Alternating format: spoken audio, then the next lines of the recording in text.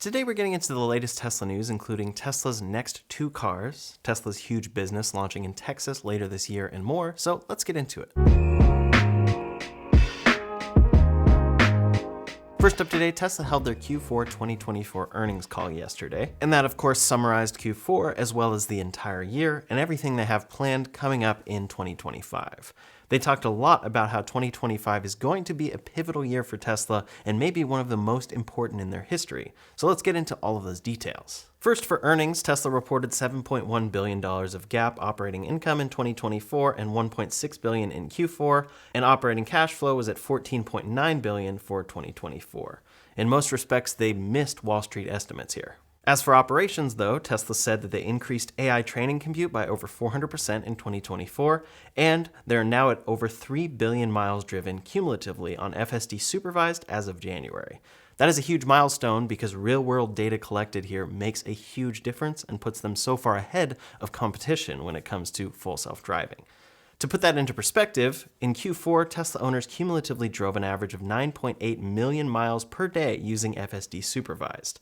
That is now the highest daily average in the company's history and is very, very impressive. On top of that, they completed construction of their Megafactory Shanghai, which will be making megapacks for the Chinese market as well as other markets. In their summary, they say Q4 was a record quarter for both vehicle deliveries and energy storage deployments. We expect Model Y to once again be the best-selling vehicle of any kind globally for the full year 2024, and we have made it even better with the new Model Y now launched in all markets. Another big thing here was that they reached the lowest COGS per vehicle ever, which is cost of goods sold, at under $35,000. Ultimately, anytime Tesla can bring down their own cost, it's great for the consumer because it will get passed down in time.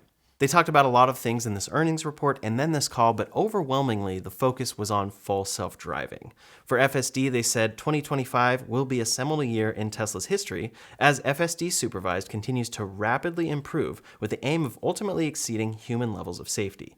This will eventually unlock an unsupervised FSD option for our customers and the Robotaxi business, which we expect to begin launching later this year in parts of the US. We also continue to work on launching FSD supervised in Europe and China in 2025. At the same time, they released their safety report for Autopilot and FSD and said in Q4, Tesla vehicles using Autopilot technology drove 5.94 million miles between accidents, the best Q4 ever, compared to the US average of 0.7 million miles. The one important thing to pay attention to here is that this is all Autopilot miles, and it includes basic Autopilot, which many people only use on the freeway, unless accidents actually happen on the freeway. I hope that someday soon Tesla will actually give us a more accurate representation here, comparing directly full self-driving supervised on all roads to that US average, which includes all scenarios. As for new vehicles, they reiterated basically the same sentence that they've talked about on the last few quarter reports, saying preparations are underway across our existing factories for the launch of new products in 2025, including more affordable models.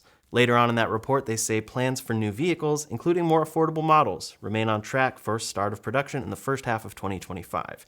These vehicles will utilize aspects of the next generation platform, as well as aspects of our current platform, and will be produced on the same manufacturing lines as our current vehicle lineup. Separately from that, they say our purpose-built Robotaxi product, Cybercab, will continue to pursue a revolutionary unboxed manufacturing strategy and is scheduled for volume production starting in 2026. A lot of people have speculated, since we spotted a Robotaxi at Tesla's Texas factory with a steering wheel, that maybe Tesla is actually planning on their cheaper vehicle to be a drivable version of this small Cybercab vehicle. However, this doesn't seem to be the case. It seems that that vehicle is entirely different, coming in 2026 or later with an unboxed strategy, versus this more affordable vehicle is still planned for the first half of 2025. So it actually should be out 2 earnings reports from now. For the Semi, they're building a dedicated factory for that and say first truck builds are scheduled to start by end of 2025 with ramp beginning in early 2026. And then more details about that Cybercab are that it is specifically going to be built at Giga, Texas with volume production for 2026. They're always working on batteries, and they detailed how their lithium refinery has already been making big strides, and then their 4680 cell hit a production rate exceeding 2,500 Cybertrucks per week. One very interesting slide in their earnings report is this Cybertruck Advancements in Vehicle Technology and Architecture page. This is something we haven't seen from them before, but details all of the technology that's in the Cybertruck, all of the benefits that come from it, and then a check mark if it's going to be used in future vehicles. The first two things are stainless steel exoskeleton and air-bending manufacturing process, which as of right now it doesn't seem like they plan to use in future vehicles. However, Giga castings, integrated audio with body structure, 48-volt electrical architecture, 800-volt battery system, ether loop communication architecture, bidirectional charging, which is power share or vehicle-to-load capability, custom laminated glass, adaptive air suspension, steer-by-wire, and rear-wheel steering are all things they plan to put on future vehicles. I think a lot of people are going to be very excited to hear about steer-by-wire in particular making its way to future vehicles, along with a lot of these great advancements that the Cybertruck has. Overall, that's very exciting to see, and this slide is very interesting to check out in detail on their earnings report on page 15. So definitely worth checking that out, and this will apply to all of their future vehicles, which for a lot of people is the most exciting part of Tesla still. But on this call, they were clear that FSD, autonomy, and AI is where this company is really going, and where they will really grow for the future. Elon, of course, gave one of his big predictions, saying, "I see a path to Tesla being the most valuable company in the world by far, not even close, maybe more than the next top 5 companies combined. It is a difficult path, but an achievable path, due to autonomous vehicles and robots." The Optimus robot does seem to be a very big piece of this, but FSD and autonomy does seem to be coming very quickly. If you're using the latest versions of FSD v13 on hardware 4, you've probably noticed it's a very good system that you're rarely having to take over for. And so Tesla now plans to launch that as a paid service in June in Austin, Texas. I wouldn't be surprised if we don't actually see it in June, maybe July, August, or maybe December of this year. But still, that's very impressive to hear them putting a deadline on this. And this would be unsupervised FSD with nobody in the car driving it, according to Tesla and Elon. They already have this operating at their Fremont factory, as we'll detail a little bit later in this video, and soon they will be doing that at Giga Texas as well. But overall, this is a launch of Tesla's own service. This won't be customer vehicles becoming full self-driving vehicles that are robotaxis yet. This is Tesla's own fleet, essentially dipping their toes in the water of unsupervised FSD to make sure everything is going well before they expand from there. On top of that, Elon said that they are confident they'll release this in California this year as well, and most likely FSD unsupervised in many regions by the end of the year. But they're looking for a safety level that is well above that of a human driver, not just a little bit better. So they want to make sure they do this right. This is where we always see delays with full self-driving. This time seems a bit different, but I wouldn't be surprised if we do see some delays compared to this timeline, which makes it seem like by the end of this year, we could have unsupervised FSD, at least provided by Tesla, in most of the country. Either way, this is clearly becoming a very big and important piece of Tesla's future. For the Optimus robot as well, that's where their big growth comes down the line, according to Elon Musk. With that product, there's a lot of uncertainty, and he confirmed that they are not design locked on it because everything is constantly changing as they're learning how they're going to actually manufacture this thing in large quantities. But he said they're planning to build 10,000 this year, but also added that they probably actually won't achieve that, but they're hoping to at least build a few thousand that he thinks will be doing useful things by the end of the year. It's an entirely new supply chain and technology, but down the line, Optimus will be precise enough to play the piano and thread a needle. There's a lot of uncertainty with that product, but all of this led to Elon saying that 2025 will be a pivotal year for Tesla and one that people will remember because it marks the launch of autonomy and full self-driving products. When you think about their FSD approach, and if they can achieve it, it really is an entire game changer. It's just that if that has been hanging for about 10 years at this point, so it's tough for people to trust Elon on his predictions here. A lot of people say boy who cried wolf with this, and Elon even directly addressed that, but he said go drive one of our cars and let it drive for you, and you'll see.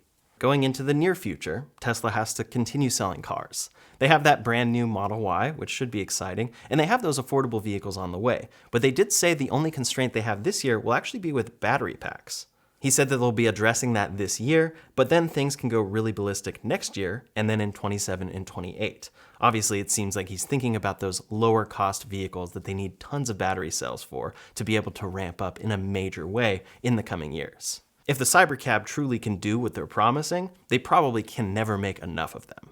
So that's where the constraints will lie into the future, but I'm curious to see how demand goes this year with the Model Y, and if demand ever outpaces that capacity that they have for batteries right at this point. In any case, it seems like we're confirmed of at least 2 cars coming from Tesla this year, 2 new cars. First will be a more affordable vehicle of some sort that still is planned for the first half of 2025. And there they actually say including more affordable vehicles are on track for the first half of 2025. So it seems possible that alone could be 2 vehicles. I think a lot of people are thinking some sort of cheaper Model 3 and then maybe some sort of hatchback Model Y that's even smaller, but built on that existing platform. These will be using existing manufacturing lines, so they're going to have a lot of similarities to their current vehicles that they sell in volumes, the Model 3 and Y. But then the next car to come will be the Cybertruck rear-wheel drive. This is finally the truck that gets them down to that price point of about $61,000. Maybe it can get even lower than that with tax credits and other things that aren't expected to go away quite yet. That should be a fairly popular vehicle, although it will have a lower range, so it won't be as popular for things like towing, and then without all-wheel drive, it won't be as popular in markets where you're needing to do things off-road all the time. On top of that, though, it seems like the Tesla Semi is actually supposed to be delivering out of their new factory by the end of this year as well. So there's a number of exciting vehicles coming this year, but we don't exactly know what they're going to look like. Overall, I'm very excited to see whatever these new affordable vehicles from Tesla will be. The Model Y is already looking a lot better and should return to its normal pricing in the coming months and not just be that first edition launch series. So after that, what are they going to do to make these cars more affordable and distinguish them from their higher priced siblings? No matter what they remove from that car, I think Tesla's going to be clear that it's going to support autonomy, so I'm very curious to see what that will look like. Maybe these vehicles will be a lot cheaper, but then FSD on those cars in particular will be a little more expensive to make up for some of the difference, and then they know people are going to want self-driving on it. There are so many approaches Tesla can take, especially with their software-focused approach here, and the fact that FSD is really just a software upgrade. But that is one other thing that Tesla talked about on this earnings call. Older Teslas use hardware 3, and hardware 4 is what they're really working with and achieving good results with right now for full self-driving. But plenty of customers bought the full self-driving package with hardware 3, and Elon was clear on this call that the honest answer is that Tesla will have to upgrade hardware 3 vehicles for those that have bought FSD. That's going to be painful and difficult, but we'll get it done. Now I'm kind of glad that not that many people bought the FSD package. He laughed at that, but that is interesting to hear him admitting that not that many people bought the FSD package when they had hardware 3 cars. Still, I am curious to see how that works with those customers right now if you go ahead and purchase this FSD package. That's simply just adding to their long list of people probably that they need to upgrade. But hopefully they do the right thing here and get those upgrades going quickly once this becomes widely available. Their newest system seems to be very plug and play, but hardware 3 to hardware 4 seems to be a little bit more complex of an upgrade, so Tesla may have to do quite a bit of work there. And it may cost them a lot of money, but it's ultimately the right thing to do for customers that paid up to $15,000 for the FSD package with this promise attached to it. So this year should be a big year for Tesla. We have all those new cars coming that I talked about, and especially those two main ones, which are their more affordable models, whatever form they may take. I'm very curious to see them dip their toes in the water of unsupervised FSD here and see how this expands and if it actually comes in June.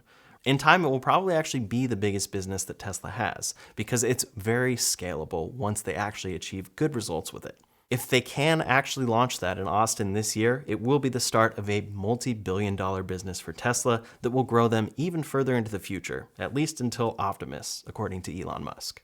Next up today, Tesla is always looking for ways to increase efficiency throughout the entire production and delivery process. At every one of their factories, once a vehicle is finished, it of course has to be manually driven from the end of the line over to the outbound delivery lot. This takes significant time to do and also requires a lot of manpower, since each car that comes off the line needs a human driver. With the recent advances that have been made with their self-driving software, though, Tesla saw an opportunity here to streamline immensely.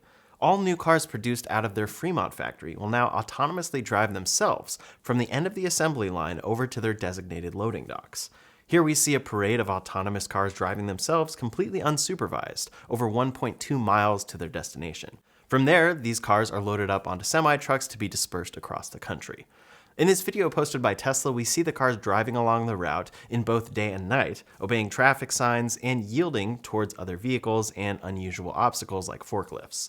While this may not seem like a huge deal on the surface, this actually represents a number of big milestones for FSD. First, this is a big step in Tesla's ongoing goal of reducing overhead by leaning in on automation. This will likely save them a lot of money by no longer relying on human employees for this particular task. It's a simple route overall, and automating this repetitive task is an easy way to cut down on unnecessary labor. At the same time, it's also a great demo of the software for the public to see. It's very impressive to see so many of these cars driving completely unsupervised, and it shows how much Tesla is beginning to trust this software. They are gradually taking on more risk with FSD, since if it makes a mistake here, it could wreck an otherwise brand new vehicle. At the same time, this also showcases some of the other ways that Tesla is streamlining production. Previously, something like this wouldn't have been possible because the cameras on each Tesla vehicle required outside calibration. Before a new owner could turn on FSD for the first time, they would have to manually drive it for a few miles so the cameras could calibrate themselves. Now this is done automatically during the actual manufacturing process. This provides the dual benefit of enabling this automated delivery, but it also means that any new Tesla is ready for full self-driving right after you pick it up. After that initial post was made, Elon responded on X saying, "Unsupervised full self-driving begins." This is definitely a major step for FSD, and while this is technically true, this is still clearly in a controlled environment. We do know that Tesla is testing unsupervised FSD internally, however, at least to a degree, and this is just the beginning of those efforts. Once that becomes truly available, the possibilities here would open up immensely.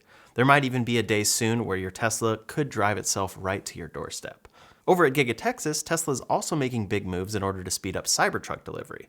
Their facility in Texas is currently split in half by the nearby freeway, and moving finished vehicles from one half to the other over that road was unnecessarily slow and dangerous. So in order to speed things up, Tesla decided to go under the freeway instead. In a partnership with Elon's Boring Company, Tesla drilled a 1,355-foot Cyber tunnel from one side to the other, capped off with a cool Cybertruck-shaped exit. The project was done very quickly in just 9 weeks, and Tesla has already begun utilizing this to speed up the delivery process. One Tesla manager said regarding this tunnel, quote, "For our manufacturing lines, we obsess over every second. Reducing waste/non-value add time everywhere is critical. With our new tunnel that goes directly from the end of our manufacturing line to the outbound lot, we are reducing travel by 1,000 meters in greater than 60 seconds. These finished Cybertrucks are still manually driven for the time being, but it will likely be automated very soon. If Fremont is already doing this, then it would make sense for them to do it here next. With that being said, other boring tunnels like the Vegas Loop are still manually driven as well, so we'll have to see when this comes. I'd be willing to bet that it comes very soon and comes here before other boring tunnels. It's very fascinating to see the ways that Tesla leverages their many different skills and projects in order to improve efficiency across the board. This project in particular utilizes another of Elon's companies to drill the tunnel and will soon incorporate FSD to streamline things even further. Eventually, we're probably going to see trucks start to roll off that assembly line that have been at least partially assembled by their Optimus robots. It's amazing to watch all of these projects continue to grow and start to work together, and I can't wait to see what comes next. Next up today, to the average person, the current fast charging situation developing across the United States may seem a little convoluted. Every car has its own variable charging times, which are all impacted by the capacity of the vehicle and the output of the charger itself. There are also many other factors involved. Most of Tesla's vehicles are limited to 250 kilowatt peak charging speeds, with the exception of the Cybertruck, which can go up to 500 kilowatts in the right scenario. However, in order to hit those higher speeds, you would have to plug in at special V4 supercharger stations, since V3 chargers only output 250 kilowatts. Tesla has been rolling out these V4 supercharger stalls for a while now, but in order to be truly V4 across the board, there are multiple parts that have to be installed. First is the post itself where you plug in and charge your car. You can tell these V4 posts apart from older models since they are now solid rather than featuring the prominent hole in the middle from the V3 iteration. Additionally, the charging site also has to have the V4 cabinet to reach these peak speeds of 500 kilowatts, which is the large electrical box that supplies the higher wattage power to these stalls. These cabinets have been slower to roll out than the posts themselves, which means there are many stations across the country which have been nicknamed V3+, since they have a V4 post and a V3 cabinet. So even though those stations had the newer chargers, they were still limited by the older cabinet design. Well, now that seems to be changing. Tesla recently posted on X that, quote, "All V4 posts in North America can now charge up to 325 kilowatts for Cybertruck." This is the first move here, getting us closer to that 500 kilowatt capacity, and it's great to see because even with that V3+ station, we're getting much faster speeds than 250.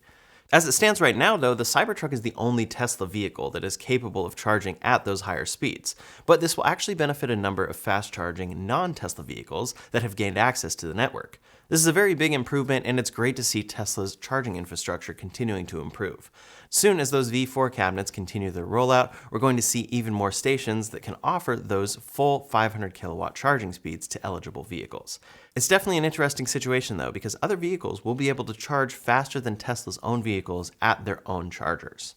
But as always, keep in mind that these are peak speeds, and it only reaches that peak speed for a little bit of time. The longer it can stay there, the better for the overall charging curve and charging time. Next up today, one of the best features of the Cybertruck is its ability to output energy stored in its battery for external use, also known as vehicle-to-load output. You can use that electricity to charge your devices, power appliances, or even your entire home if you have the right setup for it. As of right now, that is the only Tesla vehicle with that capability, but people have been really wanting this to appear on other models, and many were hoping for this on the relaunched Model Y. It did not come there. It doesn't seem like this is in the cards for Tesla anytime soon on their normal vehicles, but instead we're actually seeing some people take this idea into their own hands. A new Kickstarter has just appeared online for an accessory compatible with all other Tesla models to give them vehicle-to-load capability. The VoltiPower PowerShare VP20 is a portable base station that will draw power from the standard NACS port to distribute out using its two 120-volt sockets. Alternatively, you can reallocate that voltage in order to output 240 volts out of one plug, enabling the use of high voltage appliances. This device doesn't draw too much power, meaning it doesn't have too much of an impact on your battery life. The company is currently offering this product at a low Kickstarter promotional price of $899, but they do expect it to retail at $1,700 for production. Now, this device isn't as robust as the built-in version of vehicle-to-load that comes with the Cybertruck, but for other vehicles, it's definitely an interesting option. While I'm sure that there are many customers who would be interested in a product like this, I'm also curious what Tesla's reaction might be. Since these cars aren't intended to have power drawn from their charge port like this, I can imagine that Tesla might shut this down for improper use, or may void warranties for the battery. Still, this is a sign that people are definitely very interested in this feature, and it would be great to see it appear in more models. We'll have to see if this product pans out and what the future of Tesla's vehicle-to-load charging shapes up to be. That's all the latest Tesla news for today, so in the meantime, if you want to see details about the awkward situation for the old Model Y, you can check out that video linked up here or in the description below. Thanks so much for watching, and I'll see you on the next one.